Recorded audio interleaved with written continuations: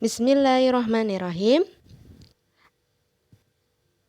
Assalamualaikum warahmatullahi wabarakatuh. Bagaimana kabarnya anak-anak ibu yang soleh dan solihah, siswa-siswi kelas 4 SD Al-Izzah? Semoga kalian di rumah bersama keluarga senantiasa dalam keadaan sehat walafiat ya. Dan di bulan yang penuh berkah ini, bulan Ramadan, semoga kalian dapat menjalankan ibadah puasanya dengan penuh semangat. Kemudian semoga diberikan kemudahan, kelancaran, dan keberkahan dari Allah Subhanahu wa Ta'ala. Amin, amin ya rabbal alamin. Selalu semangat ya. Alhamdulillah, hari ini kita berjumpa lagi pada pelajaran tematik bersama Bu Fitria. Nah, seperti biasa, sebelum belajar kita berdoa terlebih dahulu ya. Berdoa dimulai.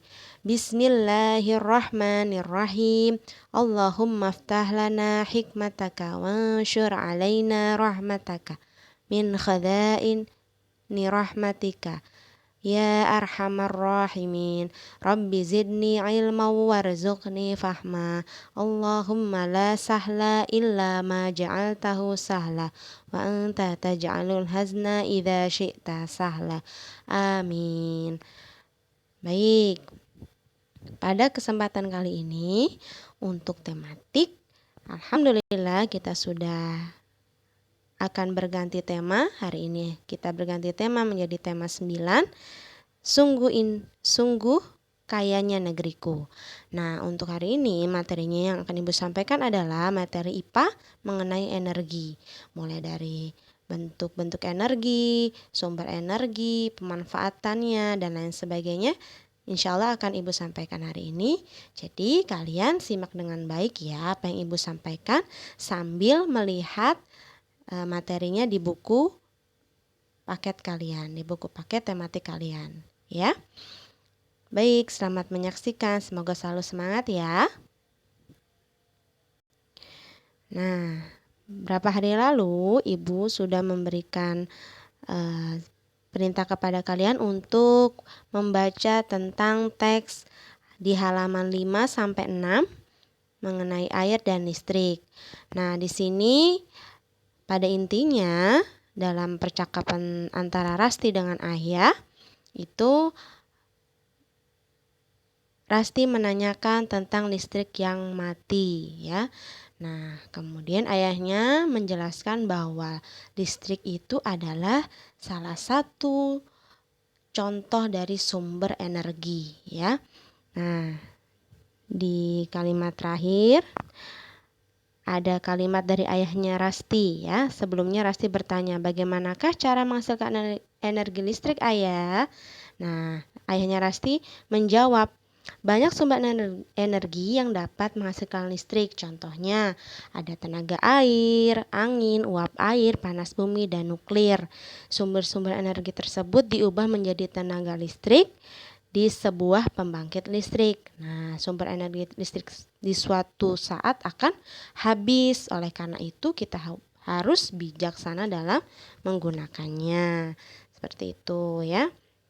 Nah, kemudian ada teks di bawahnya mengenai listrik dan air dan listrik. Air sangat bermanfaat bagi kehidupan manusia. Manfaat air sangat besar dan sangat berpengaruh bagi kehidupan manusia. Oleh karena itu, dalam pemanfaatan air seharusnya diimbangi dengan kesadaran menjaga sumber air yang ada di bumi ya. Membuang-buang air merupakan tindakan yang kurang bijak ya. Kalian harus hemat air, harus bijaksana dalam menggunakannya, gunakan dengan secukupnya, seperlunya ya. Kemudian salah satu pemanfaatan air adalah untuk pembangkit listrik tenaga air. Nah, air dan listrik menjadi kebutuhan manusia yang tidak bisa digantikan. Aktivitas sehari-hari menjadi terganggu jika pasokan air dan listrik juga terganggu ya. Kalau kita airnya kekurangan air, kita tidak ada pasokan listrik, nah kita menjalani aktivitas tentu akan mengalami gangguan ya, akan sulit. Kita mau bersih-bersih menggunakan air, karena airnya tidak ada jadi sulit ya. Kita mau menggunakan listrik, mau menyalakan lampu karena tidak ada listrik jadi sulit, gelap ya. Nah, di Indonesia, pembangkit listrik tenaga air dibuat untuk memenuhi seluruh kebutuhan pasokan listrik bagi manusia. Ketersediaan air yang melimpah menjadi salah satu alasan yang paling mendasar untuk membangun pembangkit listrik tenaga air ya. Nah, kalian bisa lihat di halaman 6 ya, di buku paket kalian. Di sini ada contoh pembangkit listrik tenaga air ya.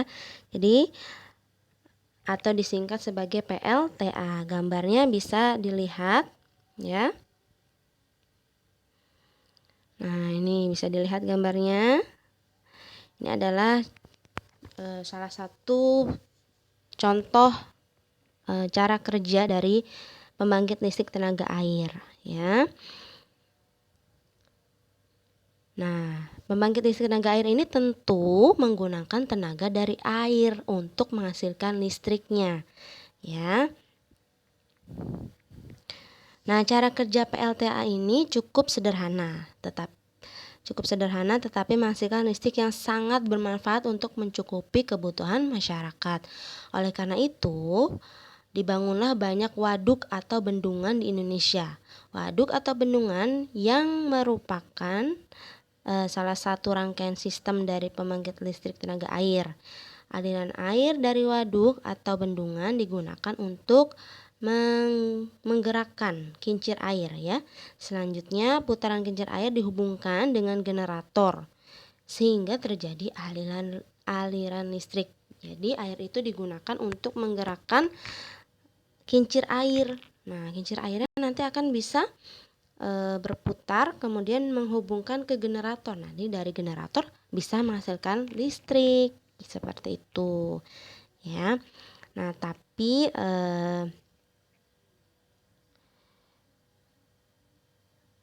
kekurangan PLTA ini adalah memerlukan bangunan yang mendukung, harus besar, kemudian harus kokoh ya.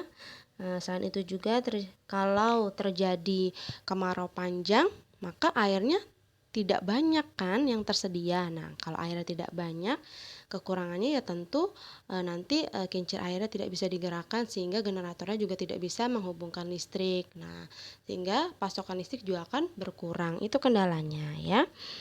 Nah, itu salah satu kekurangan dari PLTA. Selanjutnya ya. Nah, sekarang Ibu akan jelaskan mengenai sumber energi di sekitar kita ya. Sumber energi di sekitar kita itu ada yang dapat diperbarui dan tidak dapat diperbarui. Nah, sudah pernah Ibu sampaikan mengenai sumber energi ya, macam-macam sumber energi. Ada yang dapat diperbarui, berarti kalau sumber energi yang dapat diperbarui, sumber energi tersebut terus tersedia, berlimpah. Walaupun kita gunakan terus-menerus, dia tidak akan habis.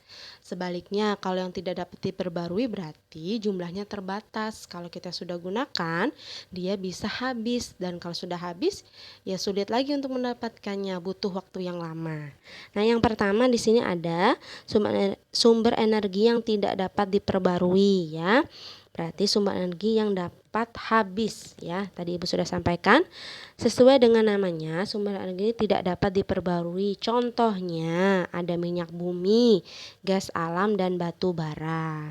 Nah, minyak bumi dan batu bara ini merupakan sumber energi yang berasal dari tumbuhan dan makhluk hidup yang terpendam selama jutaan tahun ya, karena buatnya lama, dia berasal dari tumbuhan atau makhluk hidup yang terpendam lama ya. Jadi kalau sudah habis ya butuh waktu yang lama lagi untuk membuatnya, sulit lagi membuatnya ya. Nah, oleh karena itu minyak bumi dan batu bara termasuk sumber energi fosil ya. Kemudian adapun gas alam merupakan minyak bumi yang berwujud gas. Ya, sumber energi ini sebenarnya masih dapat diperbarui, tetapi membutuhkan waktu sampai ribuan bahkan jutaan tahun lamanya, seperti itu ya. Minyak bumi dan batu bara akan habis jika digunakan terus-menerus. Diperlukan waktu yang berjuta-juta tahun untuk menghasilkannya lagi ya. Nah, itu tadi contoh sumber energi yang tidak dapat diperbarui. Contohnya ada minyak bumi ya. Minyak bumi dan batu bara. Nah, sekarang kita lihat yang kedua, itu sumber energi yang dapat diperbarui. Nah, tadi sudah Ibu sampaikan, kalau dapat diperbarui berarti sumber energi itu berlimpah, ya, jumlahnya banyak dan ada terus-menerus. Contohnya di sini ada angin, kemudian matahari, air laut, panas bumi, tumbuhan, hewan, biofuel, air, kemudian dan biomasa ya. Angin. Nah, angin merupakan salah satu sumber energi yang tidak pernah ada habisnya. Selama bumi ini masih ada, angin akan tetap ada karena ketersediaannya tidak terbatas. Nah, angin sendiri seringkali dimanfaatkan dalam teknologi kincir angin. Nah, sekali lagi kincir angin ini bisa menghasilkan listrik ya. Nah, di Indonesia ada pembangkit listrik tenaga Bayu. Nah, kalau angin ini namanya pembangkit listrik tenaga Bayu atau PLTB. Itu ada di Bantul, Yogyakarta, ada di Sulawesi Selatan ya, di Makassar. Seperti itu. Nah, sekarang yang kedua, yang energi dapat diperbarui, contohnya matahari. Kalian tentu tahu matahari selalu ada insya Allah selama bumi ini masih ada, selama bumi ini belum kiamat ya matahari masih ada ya. Nah, matahari ini adalah sumber energi yang paling penting ya dalam kehidupan manusia. Sumber energi panas dari matahari juga banyak digunakan untuk berbagai macam aktivitas ya. Nah, matahari ini juga bisa menghasilkan listrik ya. Nah, pembangkit listriknya dinamakan pembangkit listrik tenaga surya atau PLTS. Ya, dan selain itu juga bisa untuk menjemur berbagai hasil pertanian, menjemur pakaian, menghangatkan tubuh, ya, dan lain sebagainya. Banyak sekali fungsi matahari. Ya.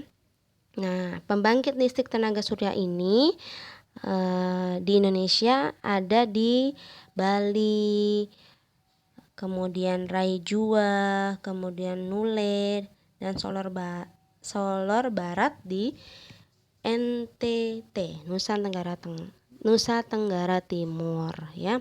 Selanjutnya ada gelombang laut. Nah, di sini ada gelombang laut.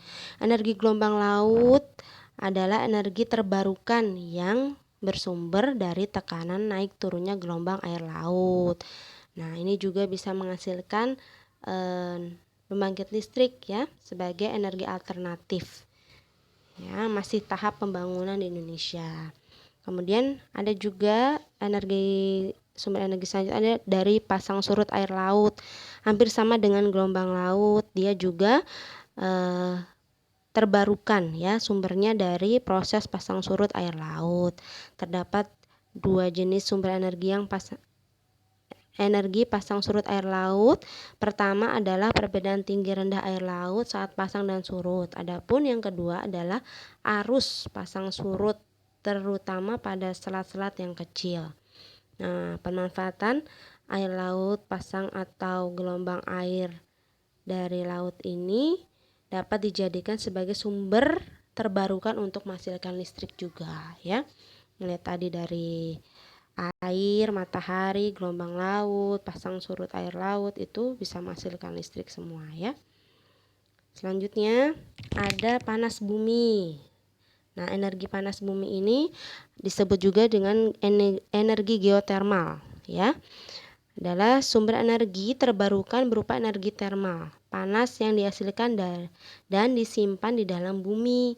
Energi panas bumi ini diyakini cukup ekonomis, berlimpah, berkelanjutan dan ramah lingkungan. Namun, pemanfaatannya masih terkendala dalam teknologi eksploitasi yang hanya dapat terjangkau di sekitar lempeng tektonik, ya. Jadi untuk mengeksplornya, untuk menggalinya itu butuh keahlian lagi, butuh penelitian lagi supaya bisa benar-benar menghasilkan atau menemukan titik panas buminya, ya, bisa digunakan untuk membangkitkan listrik. Nah, untuk pembangkit listrik tenaga bumi panas bumi ini disebut PLTP.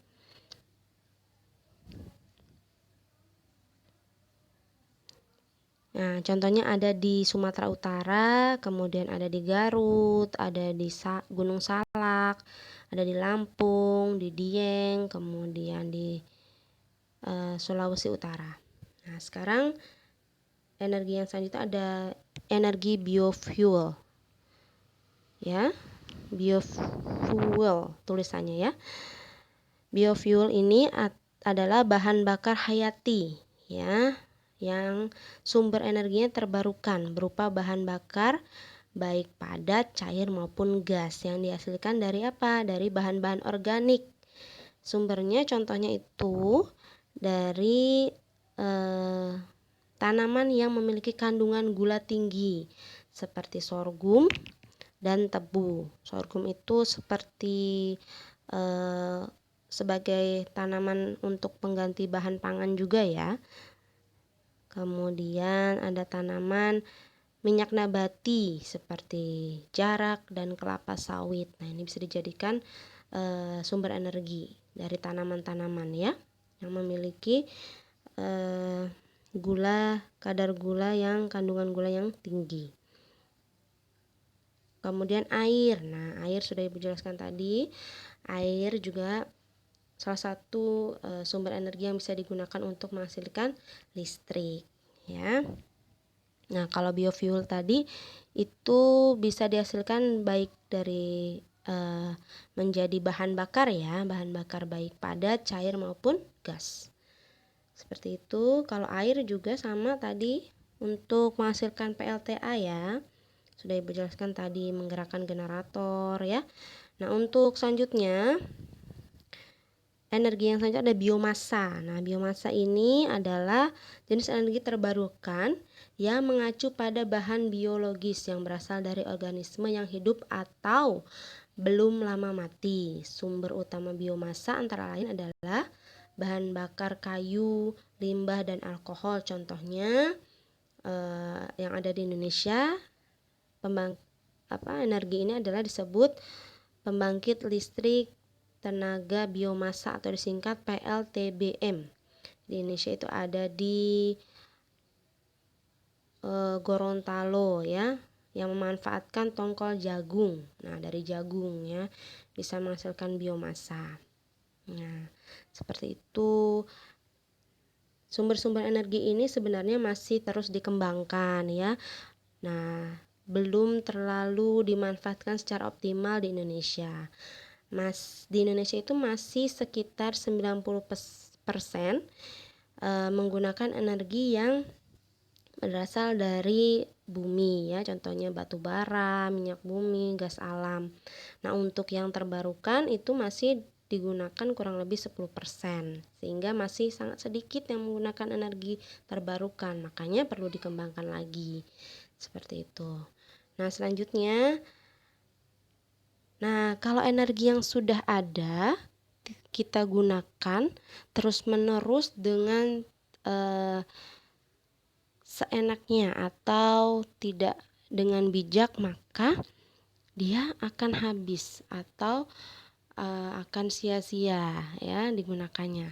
Oleh karena itu, kita perlu menghemat energi. Bagaimana cara menghemat energi? Tentu yang pertama, gunakan peralatan rumah tangga dan peralatan yang lain dengan hemat, ya, mematikan komputer, keran air, lampu, dan sebagainya, alat elektronik jika sudah tidak digunakan atau digunakan sesuai dengan kebutuhan.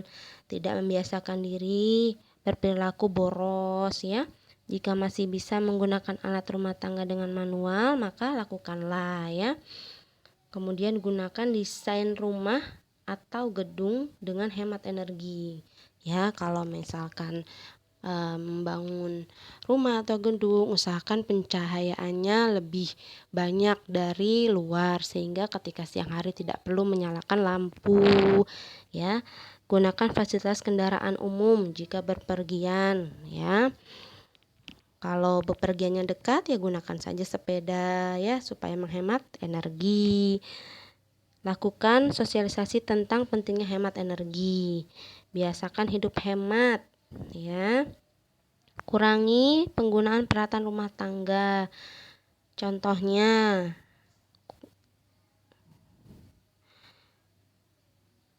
kita dapat mengurangi penggunaan pengering pakaian. Kalian bisa mengeringkan pakaian dengan cara menjemurnya ya di luar. Kemudian gantilah peralatan rumah tangga dengan model yang lebih baru. Peralatan yang lama kebanyakan tidak dirancang untuk menghemat energi ya. Kalau sekarang peralatan-peralatan yang sekarang biasanya dirancang untuk menghemat energi ya. Selanjutnya, sumber energi dan perubahan energi. Ini bisa kalian lihat di halaman 72. Ya. Nah, setiap hari kalian tentu menggunakan energi. Nah, dari tadi kita membicarakan tentang energi. Kalian sudah tahu belum apa pengertian energi? Nah, energi merupakan kemampuan suatu benda untuk melakukan usaha atau kerja. Di sini ada ya pengertiannya. Jadi, energi adalah kemampuan suatu benda untuk melakukan usaha atau kerja. Ketika digunakan, suatu energi akan berubah bentuk ya menjadi bentuk energi lainnya. Nah, sekarang kita pelajari perubahan energi atau penggunaan energi di sekitar kita ya. Nah, kalian bisa lihat contohnya atau ada latihan soal di halaman berikutnya ya, 73. Nah, di sini ada kegiatan yang nomor 1 ya. Kalian bisa lihat di sini. Nomor 1 ini ya, ada orang sedang atau anak-anak sedang bermain layangan ya. Nah, sumber energi yang digunakan pada kegiatan nomor 1 itu adalah angin ya. Kemudian perubahan energinya ya, di sini angin.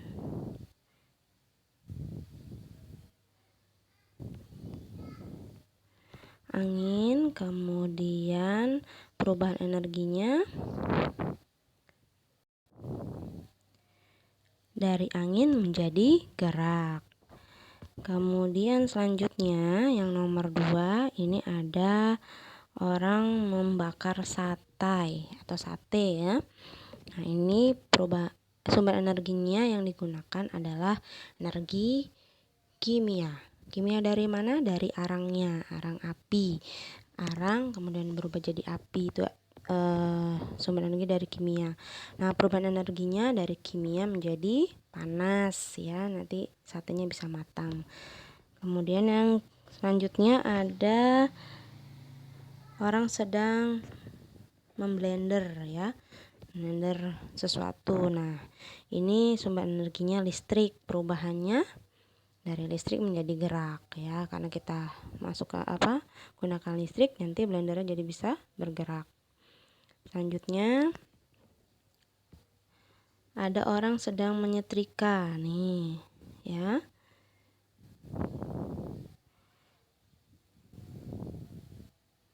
Orang sedang menyetrika ini sumber energinya adalah listrik, perubahannya dari listrik menjadi panas ya atau uap.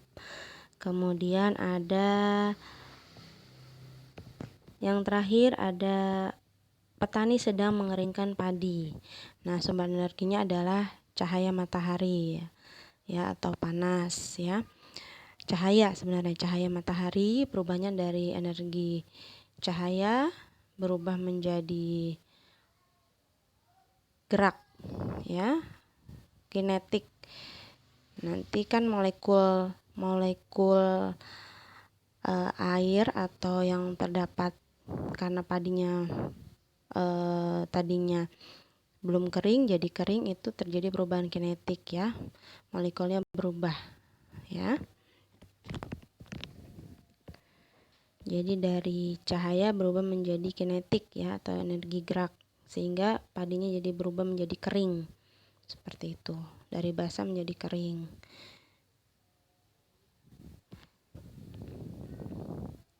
Selanjutnya, pemanfaatan perubahan energi. Bangsa Indonesia merupakan bangsa yang dikaruniai sumber energi, sumber daya alam yang sangat banyak dan sangat beragam. Sumber daya alam tersebut tersebar dari Sabang sampai Merauke. Tiap daerah memiliki sumber daya alam yang khas, ya. Nah, di sini kita lihat contoh sumber daya alam yang tidak dapat diperbarui, ya. Ada sumber daya alam bukan logam, sumber daya logam, sumber daya industri. Nah, contoh-contohnya ada gas alam, minyak bumi, batu bara, aspal. Ini termasuk bukan logam. Yang logam ada emas, perak, tembaga, platina. Yang buat industri ada berlian, belerang, fosfat, kemudian gamping dan lain sebagainya ya. Lanjut, kita lihat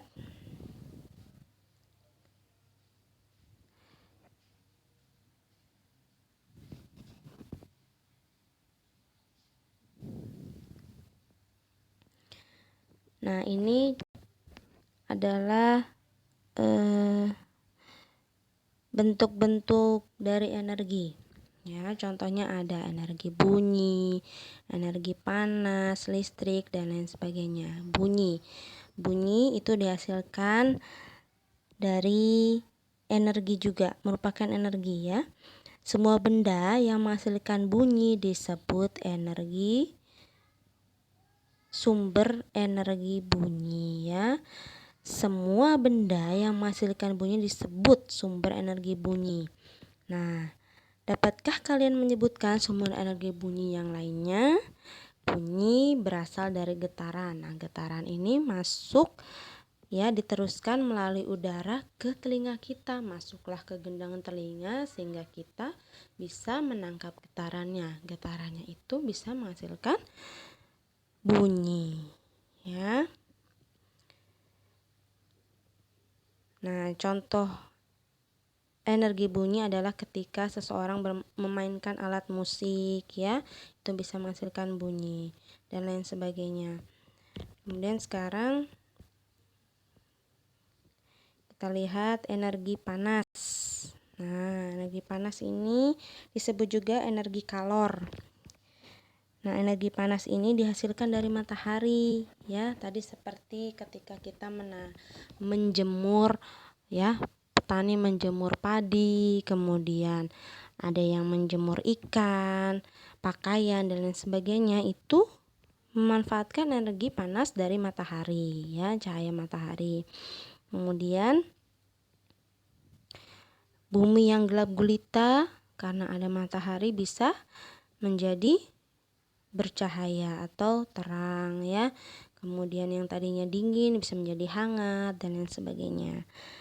Kemudian sekarang energi listrik.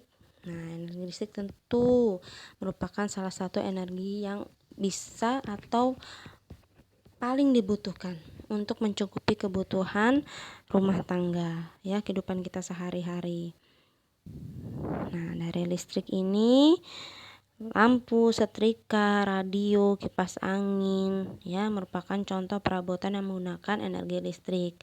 Ketika digunakan, nah, semua perabot tersebut menggunakan energi listrik menjadi energi cahaya, ada yang menjadi energi panas, energi bunyi, energi gerak dan lain sebagainya. Nah, berikut contoh perubahan energi listrik menjadi beberapa energi. Yang pertama ada energi listrik berubah menjadi energi panas. Ya, lihat contohnya ada ketika kita menggunakan setrika, kemudian solder listrik, kompor listrik, oven, ya itu dari energi listrik berubah menjadi panas. Sekarang energi listrik menjadi gerak. Contohnya ada tadi mobil mainan, kipas, mixer, blender, ya. Kemudian energi listrik berubah menjadi cahaya. Contohnya ada lampu, televisi, ya. Kemudian energi listrik, ya, bisa energi gerak bisa berubah menjadi energi bunyi. Contohnya ketika kita menabuh gendang, bertepuk tangan, memetik gitar, memukul gong, bermain piano, bermain angklung, dan lain sebagainya, ya.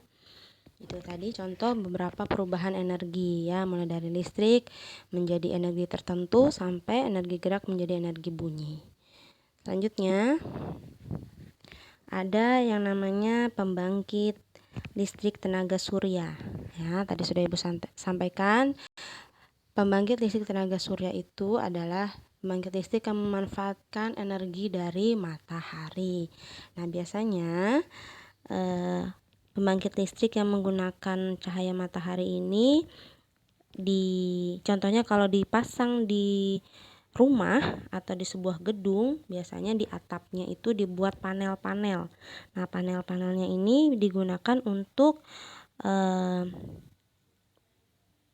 menangkap cahaya matahari, ya, sehingga bisa digunakan untuk merubah cahaya matahari menjadi energi listrik. Nah, panel surya ini mengambil cahaya matahari untuk sebagai sumber energinya, ya. Nah, contoh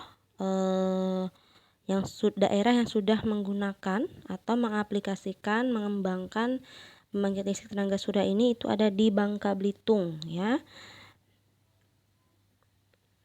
Ya, daerah sini dia sudah memanfaatkan rumah-rumahnya untuk menggunakan pembangkit listrik dari matahari, ya.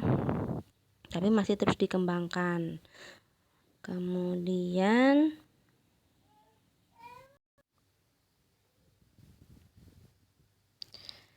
sekarang akan Ibu jelaskan mengenai sumber energi alternatif. Nah, apa itu pengertian dari energi alternatif? Nah, energi itu kan sangat dibutuhkan oleh manusia. Energi diperlukan untuk melakukan berbagai aktivitas. Saat ini, energi yang paling banyak digunakan manusia adalah minyak bumi dan batu bara. Coba kalian bayangkan jika minyak bumi dan batu bara itu habis. Nah, apa yang akan terjadi, ya? Tentu sangat berdampak pada kehidupan kita sehari-hari, ya. Nah, oleh karena itu, ya, energi minyak bumi dan batu bara yang berasal dari fosil atau makhluk hidup tersebut yang berubah secara perlahan-lahan selama jutaan tahun yang lalu, jika habis, minyak bumi dan batu bara tidak bisa diperbarui atau diadakan kembali, ya, karena butuh jutaan tahun yang lama, ya. Kemudian minyak bumi dan batu bara suatu saat akan habis karena digunakan terus-menerus. Apakah yang akan terjadi jika minyak bumi dan batu bara habis? Dapatkah manusia melakukan aktivitas? Sebelum kedua sumber energi itu habis, kita harus memikirkan energi alternatif demi kelangsungan makhluk hidup, ya, makhluk hidup manusia, ya, kelangsungan hidup manusia. Adakah energi yang tidak habis dan tersedia secara berlimpah di sekitar kita? Tentu saja ada. Nah, energi tersebut yang dinamakan energi alternatif. Jadi energi pengganti dari energi yang sudah ada, ya, sebelum habis. Nah, energi alternatifnya itu apa saja? Nah, Ibu beri langsung saja, ya. Tadi contoh energi alternatif sudah disampaikan di halaman sebelumnya, ada matahari, air, angin, panas bumi, dan lain sebagainya. Nah, pertama sekarang energi alternatif dari matahari bisa digunakan untuk pembangkit listrik. Nah, biasanya di gedung atau di rumah yang ingin menggunakan energi alternatif dari matahari untuk pembangkit listriknya, dibuatlah panel seperti ini. Ya, panel ini digunakan untuk menangkap energi dari matahari. Panel-panel ini biasanya diletakkan di atap rumah, ya, sehingga langsung terkena sinar matahari. Nah, selama itu nanti bisa digunakan untuk menghasilkan listrik. Nah, yang kedua, ya, ada air, ya, hydropower. Ada energi listrik dihasilkan dari kekuatan air, ya. Tadi menggunakan PLTA. Kemudian panas bumi, ya, panas bumi ini tadi sudah dijelaskan juga sebagai pembangkit listrik yang dihasilkan dari panas bumi atau geotermal, tenaga panas bumi, ya. Angin juga bisa digunakan untuk pembangkit listrik tenaga angin, ya, dari kincir angin bisa menghasilkan listrik. Nah, negara yang sudah menggunakan ini contohnya di Belanda untuk memompa air irigasi.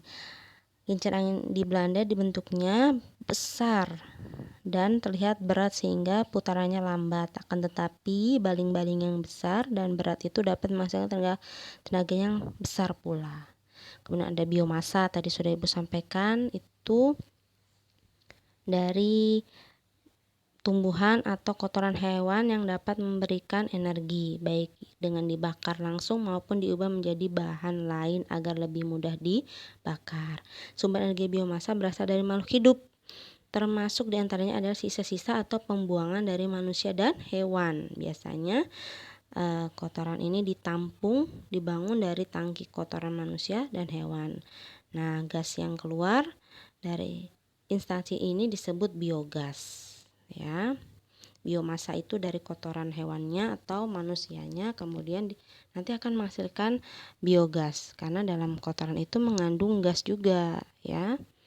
Kemudian ada gelombang laut, ya, itu juga energi alternatif.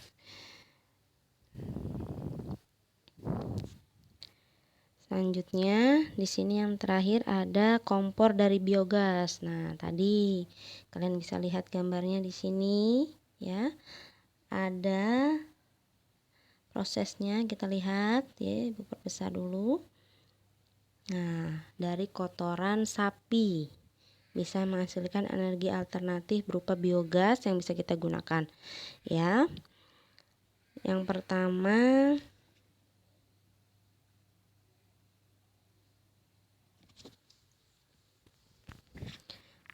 nah, kotoran sapi nih. Ini fermentasi kotoran sapi, tempat fermentasinya. Nah, dihasilkan dari mana? Dihasilkan dari kotoran sapi, ya. Dimasukkan sini. Kemudian terjadilah proses fermentasi kotoran sapi, dihasilkan gas, ya. Kemudian nanti disalurkan ke bak kontrol. Nah, ini bak kontrolnya, kemudian nanti baru diolah terus sampai disalurkan ke rumah. Nah, disalurkan ke rumahnya bisa digunakan sebagai kompor gas untuk bahan bakar kompor. Bisa juga diolah menjadi pupuk, ya. Kemudian jadi bahan bakar, ya. Itu dari kotoran sapi difermentasi sehingga bisa menghasilkan gas yang akhirnya bisa digunakan sebagai bahan bakar untuk kompor, ya. Seperti itu. Kemudian nanti kompor bisa kita gunakan untuk memasak di rumah. Seperti itu, ya. Nah,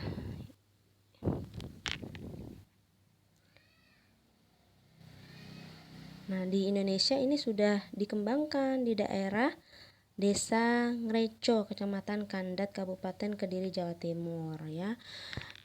Dia warganya sudah tidak pusing-pusing menggunakan atau membeli tabung gas LPG lagi karena warganya sudah memanfaatkan kotoran sapi untuk biogas, ya, menghasilkan biogas.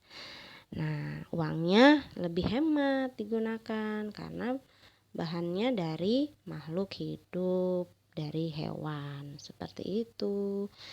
Nah,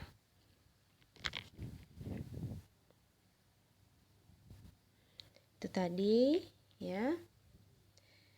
Alhamdulillah, itu tadi penjelasan mengenai energi, pemanfaatannya, bentuk-bentuknya, contoh-contohnya, dan lain sebagainya sudah Ibu sampaikan. Semoga kalian bisa memahaminya dengan baik. Sekian dari Ibu. Ibu mohon maaf jika ada kekurangan dalam penyampaian materinya. Jika ada yang mau ditanyakan, silakan tanyakan kepada Bu Fitria atau Bu Yuyun ya. Baik, Ibu akhiri. Semoga apa yang Ibu sampaikan bermanfaat untuk kalian. Kurang lebihnya Ibu mohon maaf. Kita akhiri dengan doa bersama. Subhanaka Allahumma wa bihamdika asyhadu an la ilaha illa anta astaghfiruka wa atubu ilaik. Terima kasih semuanya. Semoga selalu semangat dan selalu sehat. Selamat menjalankan ibadah puasa ya. Wassalamualaikum warahmatullahi wabarakatuh.